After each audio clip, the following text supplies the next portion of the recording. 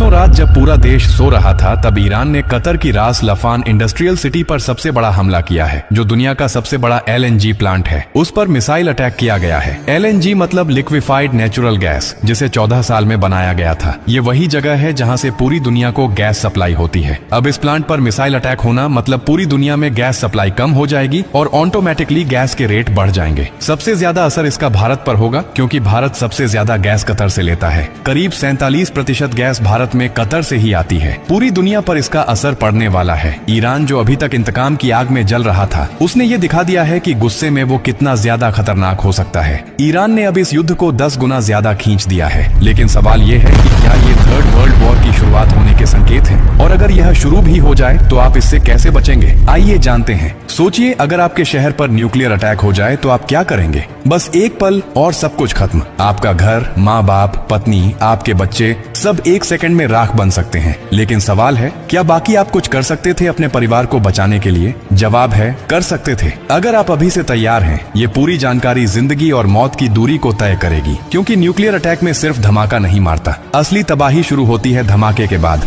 जिसे कहते हैं रेडिएशन फॉलआउट। जो लोग ब्लास्ट में बच जाते हैं, वो जानकारी न होने की वजह से रेडिएशन से धीरे धीरे मारे जाते हैं। सबसे पहले समझिए, हमला होते ही तेज रोशनी दिखाई देती है, इतनी तेज कि आप अपने हाथ की हड्डियां देख सकते हैं और आप हमेशा के लिए अंधे हो सकते हैं। इसलिए जैसे ही फ्लैश दिखाई दे, तुरंत जमीन पर लेट जाए, आंखें कसकर बंद कर लीजिए, चेहरे को किसी कपड़े से ढक लीजिए। ये आपकी पहली सुरक्षा है। अब सवाल उठता है, कहां जाए? अगर आपके पास बेसमेंट है, अंडरग्राउंड पार्किंग है, मेट्रो स्टेशन है, तो वहीं भागिए। जमीन के नीचे रहना रेडिएशन फॉलआउट से बचने का सबसे कारगर तरीका है। लेकिन अगर कुछ भी उपलब्ध नहीं है तो अपने घर को ही शेल्टर बनाइए। सारी खिड़कियां और दरवाजे बंद कर दीजिए। हर छोटी दरार को कपड़े और टेप से सील कर दीजिए। हवा के लिए कोई रास्ता नहीं बचना चाहिए। ध्यान रखिए, जैसे ही न्यूक्लियर अटैक की जानकारी मिलेगी, आपके पास बस कुछ ही मिनट होंगे। इसलिए खबर मिलते ही पानी भरना शुरू कर दीजिए। बाल्टी, बोतल, ड्रम, जो भी मिले, क्योंकि न्यूक्लियर अटैक के बाद पानी में रेडिएशन मिल सकता है। छत की टंकी या नल का पानी बिल्कुल मत पीजिए। सिर्फ पहले से स्टोर किया हुआ पानी ही आपकी जिंदगी बचाएगा। खाने के लिए packed food, dry fruit, biscuit जैसे रेडी टू ईट आइटम रखें।